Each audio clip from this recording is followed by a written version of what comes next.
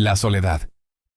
Esa palabra que muchos temen, pero que algunos filósofos han exaltado como un espacio necesario para encontrarse a uno mismo. Vivimos en un mundo que parece diseñado para evitarla. Redes sociales, mensajes constantes, entretenimiento infinito. Pero, ¿y si la soledad no fuera algo de lo que escapar, sino algo que deberíamos buscar activamente? Según algunos de los pensadores más profundos de la historia, la soledad no es solo un estado, es una herramienta, una medicina para el alma. Recuerda suscribirte y activar la campanita si amas la filosofía. Gracias por tu apoyo. Recuerdo la primera vez que me sentí realmente solo. No hablo de estar sin compañía, sino de esa soledad que se siente como un silencio absoluto dentro de ti, donde no hay nadie más, ni siquiera un eco. Fue aterrador, pero también revelador. Nietzsche lo habría entendido perfectamente. En Así habló Zaratustra, escribe: la soledad es para los fuertes, para quienes buscan transformarse. Este no es el tipo de soledad que te hace sentir pequeño, es la que te invita a descubrir tu propia grandeza. La filosofía de Nietzsche sobre la soledad no tiene que ver con escapar del mundo, sino con prepararse para enfrentarlo desde una posición más auténtica. En soledad, puedes abandonar las expectativas ajenas, las máscaras que llevas en sociedad, y mirar de frente quién eres realmente. Es incómodo, pero también es el primer paso para crecer. En la vida moderna, esto es especialmente relevante. Estamos tan acostumbrados a las distracciones que la idea de quedarnos solos con nuestros pensamientos nos resulta insoportable. Pero Nietzsche sugeriría que esos momentos de incomodidad son donde empieza la verdadera transformación. Si alguna vez te has sentido inquieto al apagar el teléfono y quedarte en silencio, ya estás en el camino que él describe. La soledad no es un vacío, es un espejo. Si Nietzsche veía la soledad como un campo de transformación, los estoicos la consideraban un refugio necesario para la claridad y la resiliencia. Marco Aurelio, en sus Meditaciones, escribió: el alma se fortalece al retirarse dentro de sí misma. Para los estoicos, la soledad no era una excusa para desconectarse del mundo, sino una oportunidad para recargar fuerzas y ordenar la mente antes de regresar a la acción. Imagina esto. Estás en medio de un día caótico, con correos electrónicos acumulándose, notificaciones sonando y personas demandando tu atención. La filosofía estoica te invitaría a detenerte, aunque sea por unos minutos, y buscar un espacio de soledad. Este retiro no es físico, necesariamente. Puede ser un estado mental. Marco Aurelio describe esta práctica como construir una fortaleza interior, un lugar dentro de ti al que puedes regresar siempre, sin importar el ruido externo. En la vida cotidiana, esta idea de la soledad como refugio tiene aplicaciones muy prácticas. Piénsalo como una especie de reset mental. En lugar de seguir acumulando tensión, puedes detenerte, reflexionar y recordar lo que realmente importa. Tal vez ese correo urgente no es tan urgente como parece. Tal vez esa discusión en redes sociales no vale tu energía. La soledad, como diría un estoico, te da la perspectiva que pierdes en medio del ruido. Lo interesante es que los estoicos no veían la soledad como algo que debía practicarse todo el tiempo. Su enfoque era más equilibrado: retirarte para reflexionar y luego volver al mundo con una mente más clara y un propósito más definido. No es un rechazo de la sociedad, sino una herramienta para navegarla mejor. En este sentido, la soledad no solo es medicina, sino también una estrategia. Cuando sientes que la vida te arrastra en 1000 direcciones, retirarte por un momento puede ser la manera de recuperar el control. Y si alguna vez te has sentido abrumado por el caos moderno, tal vez esta idea estoica es justo lo que necesitas.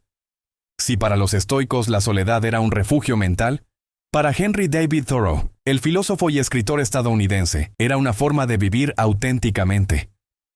Thoreau no solo reflexionó sobre la soledad, la practicó radicalmente al retirarse a una pequeña cabaña junto al lago Walden, donde vivió durante 2 años, 2 meses y 2 días.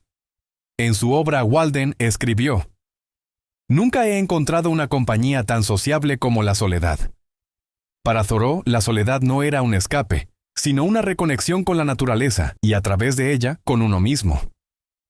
Creía que la sociedad moderna, incluso en el siglo XIX, estaba demasiado ocupada con trivialidades. Trabajo, dinero, expectativas sociales. En su opinión, solo al apartarnos de estas distracciones podíamos escuchar nuestras verdaderas necesidades y deseos. Hoy, en un mundo mucho más complejo que el de Thoreau, su mensaje resuena con más fuerza. Piensa en la cantidad de estímulos que enfrentamos diariamente: redes sociales, notificaciones constantes, la necesidad de estar conectado todo el tiempo. ¿Cuántas veces hemos confundido estar ocupados con estar vivos? Thoreau nos recordaría que a menudo es en la soledad, lejos de todo esto, donde encontramos lo que realmente importa. Un ejemplo práctico. Imagina que decides pasar un día sin tu teléfono, solo tú y un paseo por el parque. Al principio puede que sientas ansiedad. ¿Qué me estoy perdiendo? ¿Y si alguien necesita algo? Pero poco a poco, comienzas a notar cosas que normalmente ignoras: el sonido de los árboles, la forma en que caminas, tus propios pensamientos. Thoreau diría que este es el verdadero propósito de la soledad. Una pausa necesaria para recordarte quién eres fuera de las expectativas del mundo. Lo que hace especial la perspectiva de Thoreau es su insistencia en que la soledad no debe ser temida, sino cultivada. No se trata de encerrarte en una burbuja, sino de elegir momentos para desconectarte del ruido y reconectarte con lo esencial. Y en un mundo donde el éxito a menudo se mide por cuántas cosas logras hacer en un día, esta idea puede sentirse casi revolucionaria. Desde la perspectiva de Søren Kierkegaard, la soledad no era simplemente un refugio ni una herramienta para la autenticidad, sino un acto profundamente existencial. Para el filósofo danés, la soledad era un requisito para confrontar las preguntas más esenciales de la vida. ¿Quién soy? ¿Qué quiero? ¿Qué significa existir? En sus escritos como El concepto de la angustia y temor y temblor, Kierkegaard argumenta que solo en soledad podemos enfrentar la verdad de nuestra existencia. A diferencia de Thoreau, que veía la soledad como una conexión con la naturaleza, Kierkegaard la veía como una conexión con uno mismo y con lo trascendental. Según él, el ruido del mundo, las opiniones de los demás, las expectativas sociales, las normas culturales, nos impide escuchar nuestra propia voz interior. Y es en la soledad donde finalmente podemos apagar ese ruido y mirar hacia adentro. Imagina esto: estás en un momento de crisis personal. Tal vez estás insatisfecho con tu trabajo, tus relaciones o incluso con la dirección general de tu vida. El consejo común podría ser buscar apoyo en otros, lo cual no es necesariamente malo, pero Kierkegaard diría que hay un paso previo que no podemos saltarnos: enfrentarte a ti mismo. Antes de buscar respuestas afuera, debes sentarte contigo mismo en soledad y confrontar esas preguntas incómodas que has estado evitando. En mi experiencia, esto puede ser increíblemente incómodo. La soledad, cuando se usa para reflexionar profundamente, puede convertirse en un espejo brutal. Te das cuenta de tus contradicciones, de tus miedos, de las decisiones que has tomado por inercia en lugar de intención. Pero, como diría Kierkegaard, este momento de angustia es necesario. Es la única manera de romper con la superficialidad y empezar a vivir una vida más auténtica. Kierkegaard también veía la soledad como un camino hacia la relación con lo absoluto, con lo que él llamaba el salto de fe. En soledad puedes enfrentarte a tus límites y a la incertidumbre de la existencia, y al hacerlo, abrirte a algo más grande, ya sea Dios, el universo, o simplemente un sentido más profundo de propósito. Para Kierkegaard, la soledad no era un fin en sí misma, sino un medio para llegar a algo trascendental. En la vida cotidiana, este concepto puede aplicarse en esos momentos en los que sentimos que estamos perdidos. En lugar de buscar soluciones rápidas, Kierkegaard nos invita a detenernos, a sentarnos con nuestra incertidumbre y a aceptarla como parte de la experiencia humana, porque solo al enfrentar nuestra soledad y nuestra angustia, podemos empezar a encontrar respuestas que realmente importen. Si Kierkegaard veía la soledad como un camino hacia la autenticidad, Friedrich Nietzsche la consideraba un requisito para alcanzar la grandeza. Para Nietzsche, la soledad no era algo que se elegía casualmente, sino un desafío consciente para aquellos que querían superar los límites de la mediocridad. En Así habló Zaratustra, Nietzsche describe cómo el protagonista debe retirarse a la montaña, lejos de la sociedad, para transformar su espíritu y regresar como un ser nuevo. La soledad, según Nietzsche, es un espacio para romper con las cadenas de las expectativas sociales y los valores impuestos. Si estamos constantemente rodeados por otros, nuestras ideas, creencias e incluso nuestros deseos se moldean según lo que se espera de nosotros. La soledad, en cambio, nos permite despojarnos de esas influencias y crear algo propio. Es, como él lo llama, un proceso de destrucción y creación. Imagina que estás intentando tomar una gran decisión, como cambiar de carrera o mudarte a una nueva ciudad. Las opiniones de amigos, familiares e incluso extraños pueden ser abrumadoras. Cada consejo parece reflejar lo que ellos harían, no lo que tú realmente deseas. Nietzsche te diría que es precisamente en esos momentos cuando necesitas la soledad. No para escapar de la responsabilidad, sino para enfrentarte a ella con claridad y fuerza. Para Nietzsche, la soledad no es cómoda, es dura, incluso brutal, porque te enfrenta a tu vulnerabilidad, tus inseguridades y tus miedos. Pero también es un proceso necesario para descubrir lo que él llama la voluntad de poder, ese impulso interno que nos lleva a superar nuestros límites y a crear nuevos valores. Sin soledad, esta transformación es imposible, porque estaríamos demasiado ocupados complaciendo a los demás o siguiendo normas ajenas.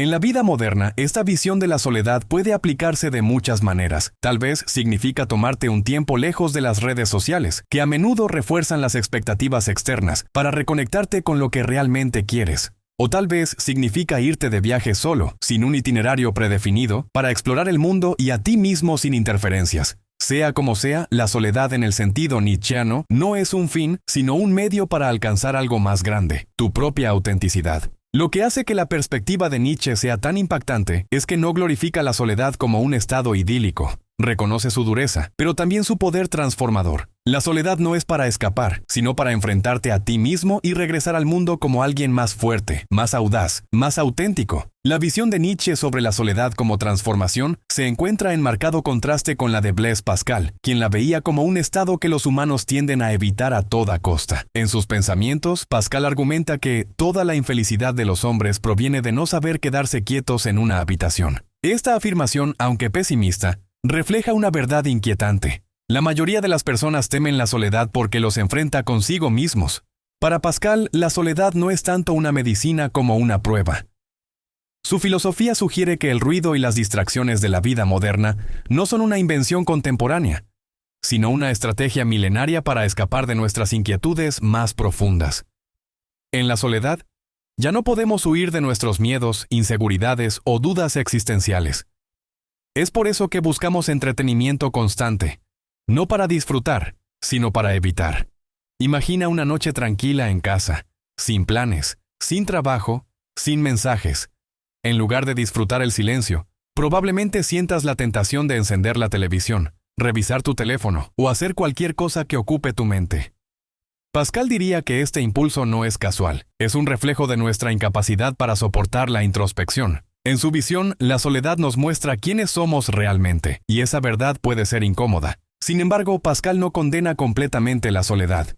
Al contrario, sugiere que si somos capaces de enfrentarla, podríamos encontrar un sentido más profundo en nuestras vidas. Es en esos momentos de quietud, donde podemos reflexionar sobre nuestras prioridades, nuestras elecciones y nuestro propósito. Pero para hacerlo, primero debemos superar nuestro miedo al silencio. En la vida moderna, este mensaje es más relevante que nunca. Vivimos en una era donde la tecnología nos ofrece entretenimiento ilimitado, y la idea de quedarnos solos con nuestros pensamientos parece casi anticuada. Pero Pascal nos invita a reconsiderarlo. Tal vez, al apagar el ruido, podríamos descubrir lo que realmente nos inquieta, y con suerte, encontrar una forma de enfrentarlo. Lo interesante de la perspectiva de Pascal es que, aunque ve la soledad como un desafío, también reconoce su potencial. No es un estado cómodo, pero es uno necesario si queremos entendernos mejor a nosotros mismos. En este sentido, su visión complementa la de Nietzsche. Mientras Nietzsche ve la soledad como una herramienta para la grandeza, Pascal la ve como un espejo que nos obliga a mirar nuestras vulnerabilidades. Llegamos ahora a una visión que une muchas de las perspectivas exploradas hasta aquí. La idea de la soledad como una forma de cultivar la sabiduría. En este contexto encontramos a Michel de Montaigne, el filósofo francés del Renacimiento, que veía la soledad no como un escape, sino como un espacio donde uno puede aprender a ser suficiente para sí mismo. En sus ensayos, Montaigne escribe: «El mayor bien que hacemos por nuestra alma es aprender a disfrutar de nuestra propia compañía». Para Montaigne, la soledad no era un estado que debía evitarse, ni un sacrificio que debíamos soportar, sino un arte que debía cultivarse. En un mundo lleno de obligaciones, apariencias y expectativas, Montaigne sugirió que retirarse ocasionalmente al interior de uno mismo no solo era saludable, sino esencial para mantener el equilibrio mental y emocional. Pero lo que hace única su visión es su énfasis en el disfrute. La soledad no es solo introspección, también puede ser placer. Imagina un día donde decides dedicar tiempo exclusivamente a ti mismo. Lees un libro que siempre quisiste leer. Paseas sin un destino fijo. Escribes tus pensamientos o simplemente observas el mundo a tu alrededor. No hay obligación. No hay metas. Solo el acto de estar contigo. Montaigne diría que en esos momentos encuentras una forma de riqueza que no depende de nada externo. La capacidad de disfrutar de tu propia compañía. En un sentido práctico, esta idea tiene mucho que ofrecer en nuestra vida moderna. A menudo asociamos la soledad con el aislamiento o la falta de actividad, pero Montaigne nos invita a cambiar esa perspectiva. La soledad, bien practicada, puede ser un acto de amor propio, un recordatorio de que no necesitamos validación externa para sentirnos completos. Montaigne también entendía que la soledad no era una solución permanente. Como los estoicos, veía el retiro como un espacio para recargar y reflexionar antes de volver al mundo con una mente más clara y un espíritu más fuerte. No se trata de rechazar a los demás, sino de encontrar un equilibrio entre la conexión externa y la interna. Lo que me fascina de la visión de Montaigne es su ligereza. Mientras Kierkegaard o Nietzsche nos enfrentan al peso de la existencia, Montaigne nos recuerda que la soledad también puede ser un placer, una forma de reconectarnos con lo simple y lo esencial. En una época donde todo parece moverse tan rápido, su mensaje es un susurro que nos invita a detenernos y disfrutar del momento. La soledad, ese estado que a menudo tememos pero que tantos filósofos han defendido como esencial, no es un enemigo, sino una aliada. A lo largo de este recorrido hemos visto cómo Nietzsche la elevó como un camino hacia la grandeza, cómo Kierkegaard la convirtió en un acto existencial, cómo los estoicos la usaron como refugio, cómo Pascal la enfrentó como una prueba y cómo Montaigne la transformó en un arte de disfrute. Cada uno de ellos nos muestra una faceta diferente de la soledad, pero todos coinciden en algo. Es una herramienta para conocernos, enfrentarnos y, en última instancia, transformarnos. En la vida moderna, la soledad se ha convertido en un lujo extraño. Estamos tan conectados tecnológicamente que desconectarnos parece casi subversivo, pero quizás ahí radica su poder. Elegir la soledad en un mundo que constantemente nos llama es un acto de rebeldía, una forma de decir, voy a mirar hacia adentro, aunque sea incómodo, y lo es. La soledad no siempre es placentera, pero pocas cosas valiosas lo son desde el principio. Una lección importante que se desprende de estos pensadores es que la soledad no es aislamiento, no es un rechazo al mundo, sino una forma de prepararnos para él. Es un espacio para hacer las paces con nuestras inseguridades, para explorar nuestras preguntas más profundas y para reconectar con lo que realmente importa. Cuando volvemos del silencio, lo hacemos más fuertes, más claros, más humanos. Imagina que adoptamos esta visión de la soledad en nuestra vida diaria. Tal vez no significa retirarse a una cabaña como Thoreau o reflexionar profundamente como Kierkegaard, pero podría ser tan simple como encontrar momentos para estar contigo mismo. Un paseo sin auriculares, una tarde sin redes sociales, un rato de escritura sin expectativas. Estos pequeños actos pueden convertirse en ventanas hacia algo más grande. Para mí, lo más revelador de estas ideas es cómo la soledad no es solo un estado, sino una práctica. Es algo que podemos aprender a hacer, como un músculo que entrenamos. Al principio puede parecer extraño, incluso incómodo, pero con el tiempo se convierte en una fuente de fortaleza y claridad. No necesitamos vivir en una montaña ni huir del mundo para practicarla. Solo necesitamos decidir estar presentes con nosotros mismos. Cerrando este recorrido, pienso en una frase de Nietzsche que encapsula el espíritu de todo esto. Quien lucha con monstruos debe tener cuidado de no convertirse en uno. A veces esos monstruos son externos. El ruido, las expectativas, las distracciones. Pero a menudo son internos. Nuestros miedos, nuestras dudas, nuestras sombras. La soledad bien practicada nos permite enfrentarlos sin miedo. Y en ese enfrentamiento encontramos no solo respuestas, sino también la libertad de ser quienes realmente somos. Así que la próxima vez que te encuentres en silencio, en soledad, recuerda que no estás huyendo del mundo. Estás preparándote para enfrentarlo de una manera más auténtica, más audaz y más plena. Porque, como estos filósofos nos han enseñado, la soledad no es una amenaza, es una medicina.